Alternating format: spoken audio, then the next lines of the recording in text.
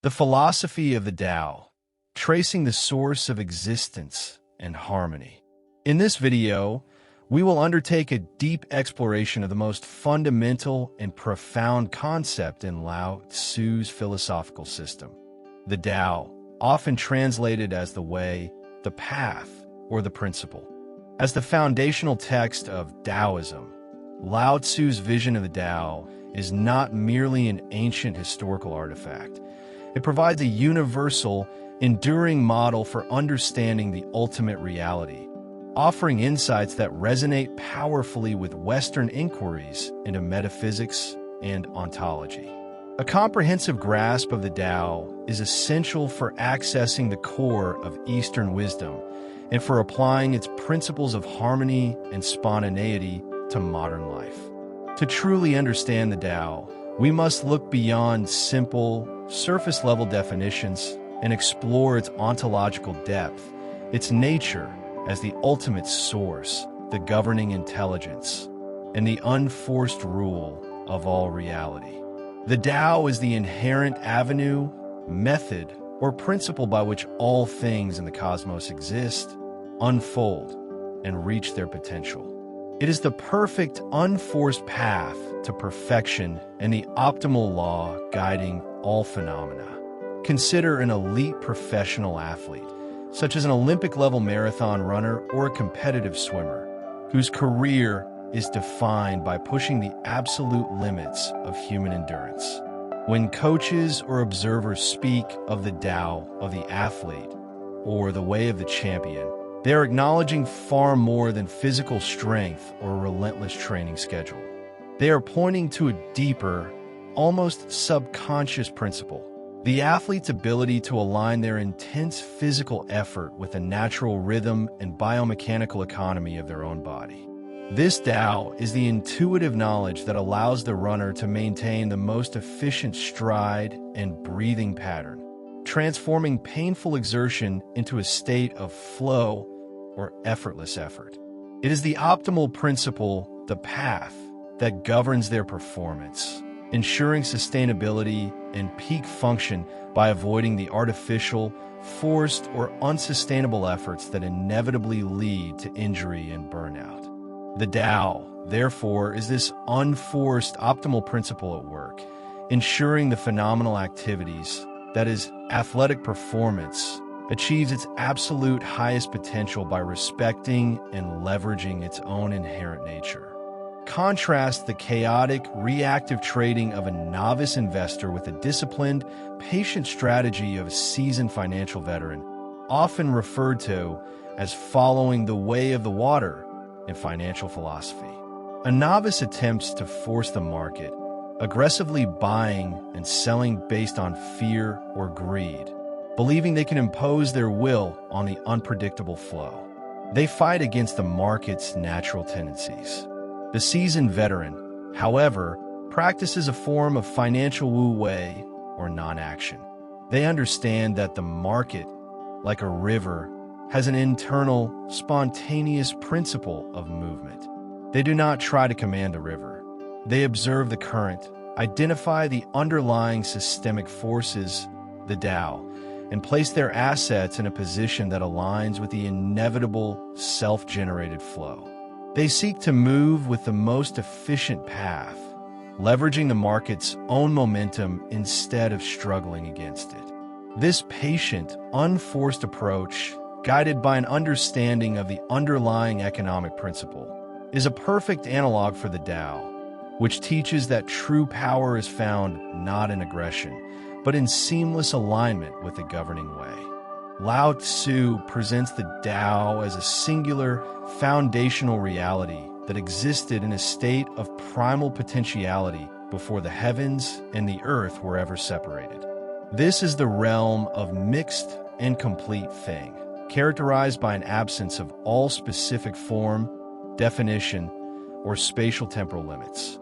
To grasp this state, one must consider the philosophical necessity of the self-caused entity, the only thing in the universe that does not depend on an external factor for its existence.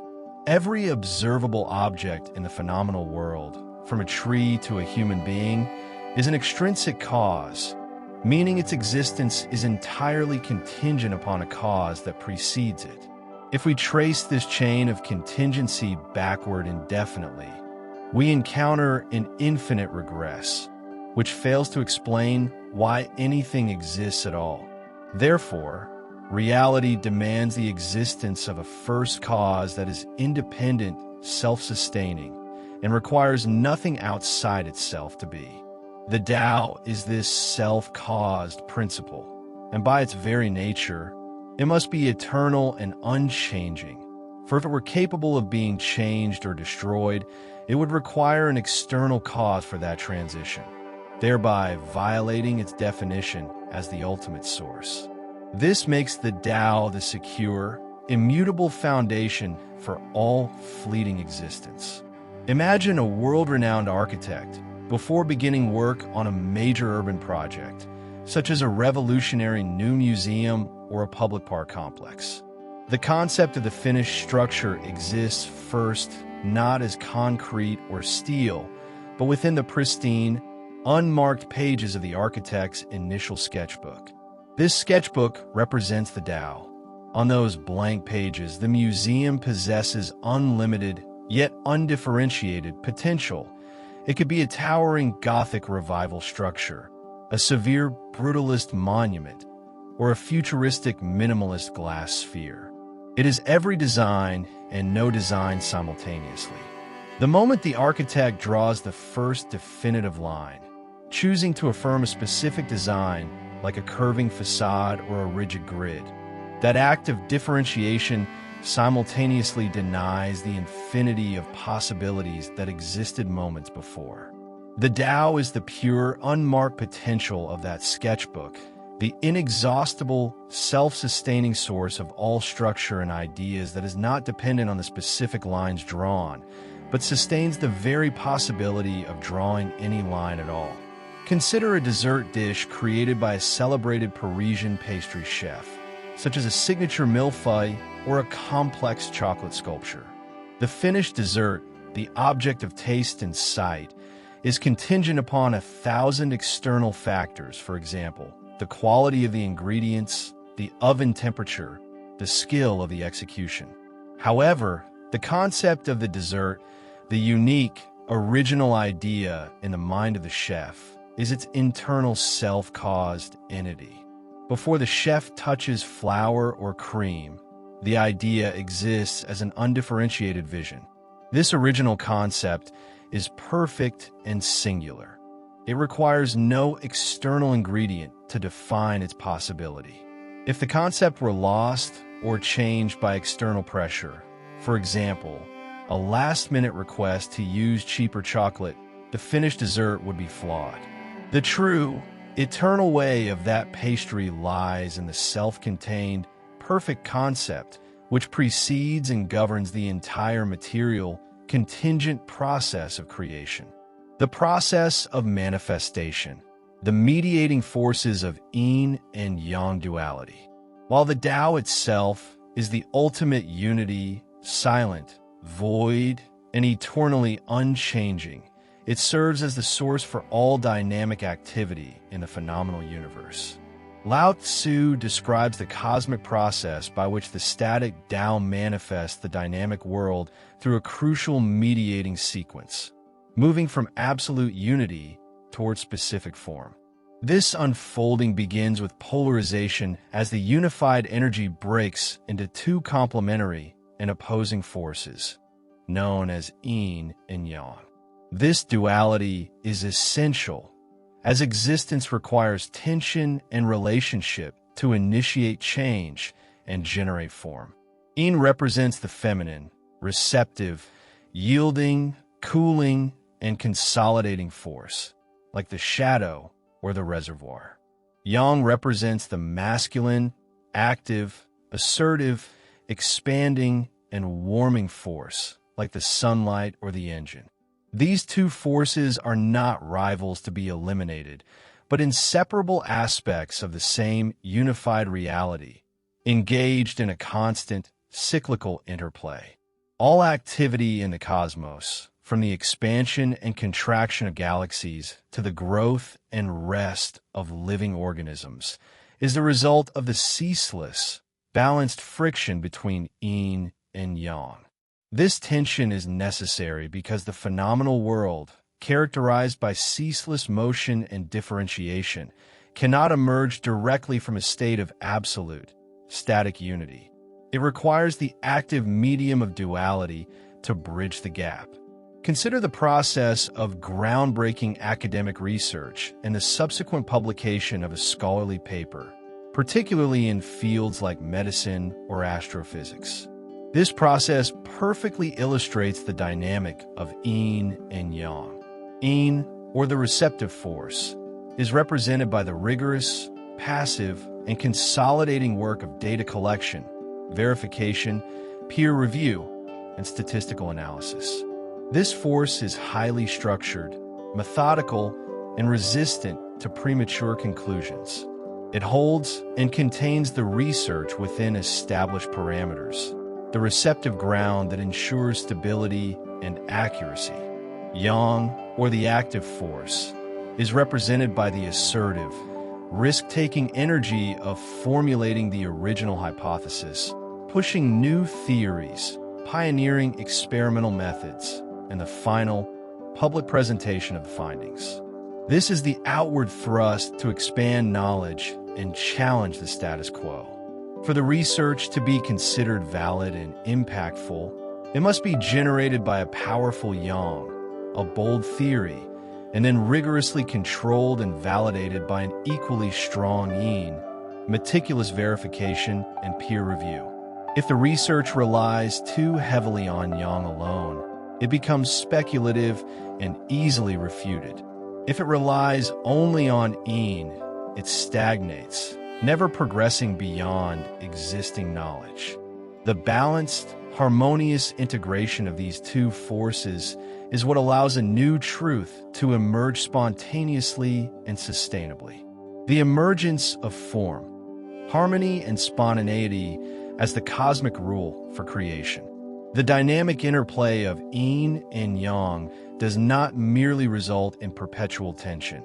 It leads to the crucial stage of harmony, often referred to as the third element, that mediates the duality. This harmonious state is the balanced integration of the active and receptive forces, which allows for the creation of stable, specific, and sustainable forms, the 10,000 things that constitute the universe.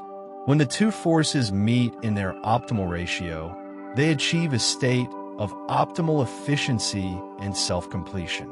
Crucially, the fundamental principle governing this entire creative flow is spontaneity or self-so. The Tao does not operate according to external command or rigid planning. It acts only according to its own inherent self-generated nature. This inherent self-rule is the philosophical root of Wu Wei, or non-action, which is a state of action that is so perfectly aligned with the natural tendency of things that it requires no forced effort, no friction, and no unnecessary struggle. The highest form of creation and governance, therefore, is achieved when all components are allowed to fulfill their purpose spontaneously, leading to the most elegant, complex, and enduring results. Consider the creation of a critically acclaimed dish by a master chef in a Michelin-starred restaurant. The complexity of the dish is a 10,000 thing, requiring perfect harmony in its construction. Yin, or the receptive force, is the structure of the dish, the passive elements like the precise temperature control, the perfect reduction of the stock, and the delicate balance of bitter and sweet. It is the groundwork that holds the dish together. Yang, or the active force, is the creative thrust, the assertive flavors, the sharp acidity, the innovative plating, and the precise timing of the final sear. It is the energy that drives the dish toward its final expression. The success of the dish is the result of the chef achieving the balanced blend. The acid, or yang, must precisely cut through the richness, yin, without overpowering it. This harmony allows the spontaneous essence of the ingredients, the perfect ripeness of a tomato or the tenderness of a cut of meat, to express itself fully. If the chef attempts to force a flavor that is not naturally present or to over-manipulate an ingredient beyond its nature, the harmony is broken and the dish fails. The greatest culinary art is achieved through wu wei, or non-action. That is, allowing the quality of the ingredients and the principles of flavor to spontaneously dictate the final, perfect outcome. In the modern technology sector, the core philosophy of Agile methodologies in software development perfectly mirrors the principle of the Tao following spontaneity. The successful creation of a large, complex software project, a 10,000 thing, does not rely on a rigid, top-down, waterfall plan. Traditional, rigid management is like trying to force a complex river to flow backward. When external factors, such as client needs and technological shifts, change, the stiff plan shatters, leading to immense friction, wasted effort, and project failure. The core of Agile is the self-organizing team, which embodies wu wei, or non-action. Team members representing the yin and yang forces are empowered to spontaneously adjust their priorities and workflows based on daily feedback and internal communication, which is blending a vital force for harmony. The team is not commanded by external rigid rules, but acts according to the inherent laws of the code and market needs. This self-so adaptability allows the software to evolve organically, with minimal external intervention, into the state most aligned with both client and technical requirements, achieving efficiency and resilience in complexity. In the Western tradition of jurisprudence, the concept of natural law provides an analogy for the Tao as the governing, non-man-made principle. Most laws are positive laws, which are specific statutes created by legislatures, that is, the human yang action. These laws are specific, subject to change, and often require aggressive enforcement to prevent violation. Natural law, the spontaneous, as championed by thinkers like Aristotle and Aquinas, posits that there is a higher, inherent, moral order discoverable through reason, the Tao. Principles like the inherent right to self-preservation or the duty to treat others with basic dignity are not legislated. They are self-so. They exist simply because human nature is what it is.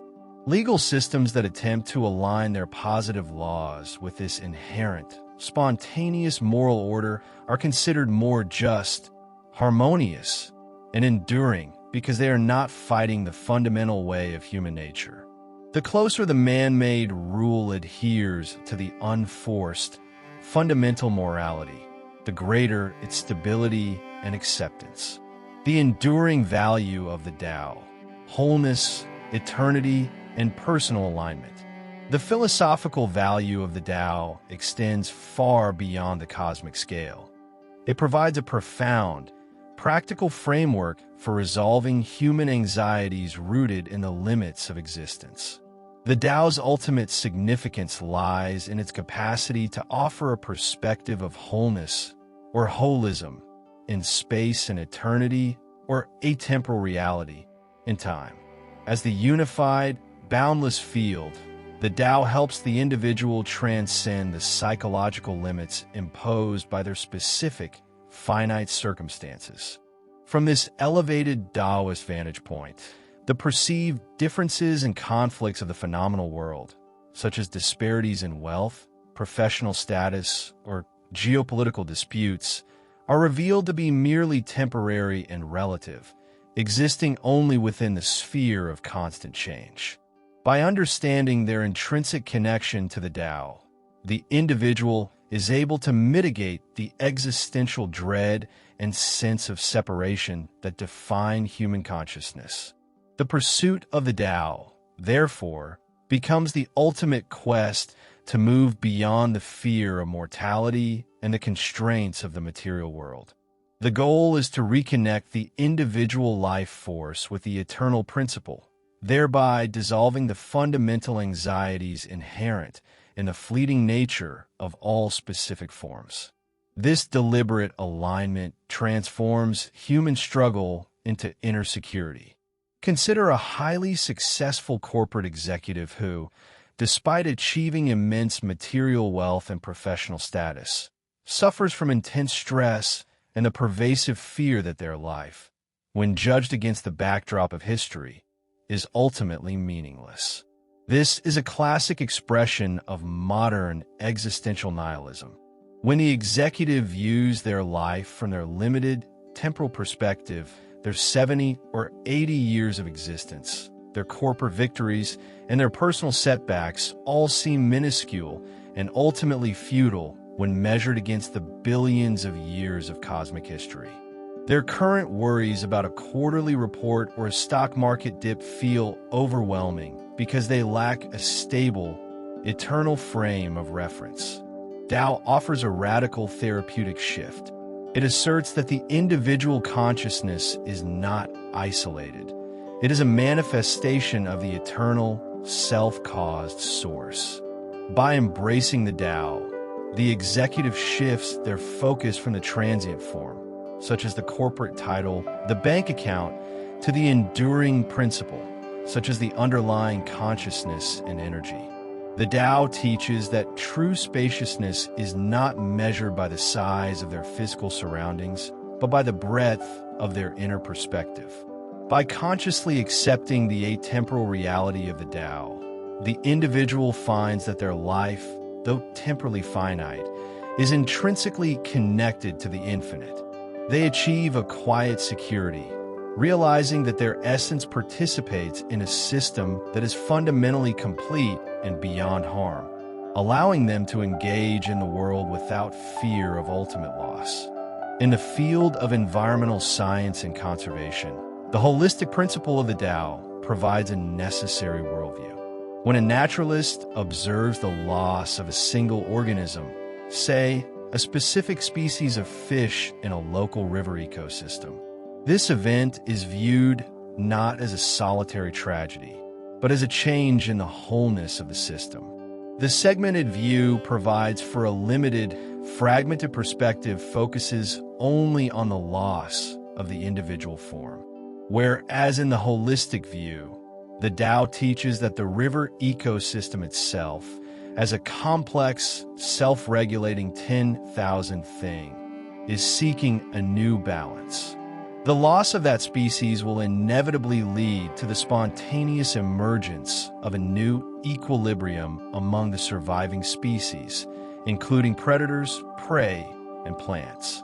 While the individual form is gone, the principle of life and flow remains whole and unbroken.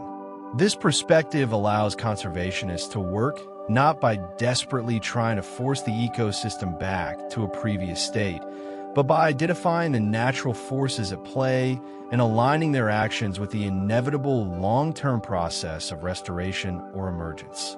This acceptance of the enduring wholeness alleviates the paralyzing grief over the segment. The Tao is thus far more than a concept.